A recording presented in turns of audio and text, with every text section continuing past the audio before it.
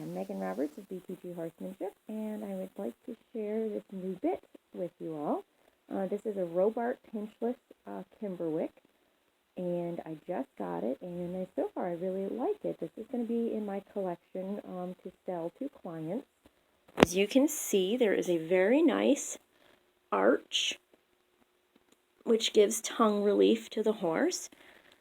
There is a moderate port. It's not a very high port. It's not going to hit the palate. And it's wide enough to offer some tongue relief.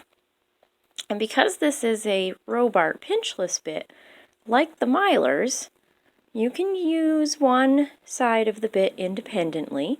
So that allows for a very clear signal to the horse.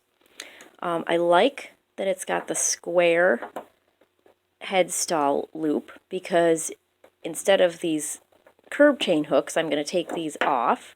Instead of the curb chain, you can actually put a curb strap here, which I always advocate for a curb strap over a curb chain. I like Kimberwick cheeks because they're very versatile. You can use the top loop. If you have somebody less experienced riding your horse and you don't want them to have as much pressure on the horse's mouth, if you think they might be balancing off the horse's mouth a little bit, you can use the top loop, and it's just like a snaffle.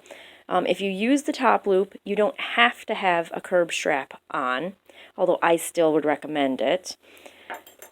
The bottom loop gives you pole pressure and curb pressure in addition to the mouth pressure. Either loop will enable you to use the independent side movement feature. Now there's no leverage with a Kimberwick bit. You have curb pressure and you have pole pressure, but you don't have leverage because the distance from the mouthpiece to the lower ring and from the mouthpiece to the headstall ring is the same, so it's a 1-to-1 ratio. There's no leverage, but you do have the pole and curb pressure. I find a lot of horses really enjoy having a little bit of curb and pole pressure because it takes some of the pressure away from the mouth.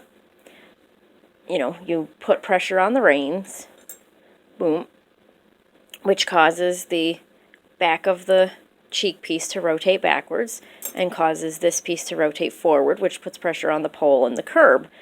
But that pressure on the pole and the curb takes away some of the pressure on the mouth. It's not a straight 1-to-1 pull. So I think a lot of horses like that. It's a solid, non-jointed, non-collapsing mouthpiece. A lot of horses also prefer a solid mouthpiece for stability and to take pressure off of the bars. And so I would use this on any horse that needed a good amount of tongue relief.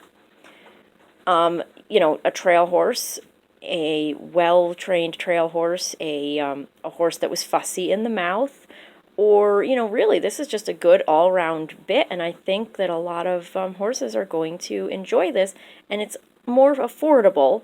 It has almost the same tongue relief as a Miler 33 mouthpiece, but this is going to be more affordable for people, and I think that is going to be a good feature for them. Thank you for listening.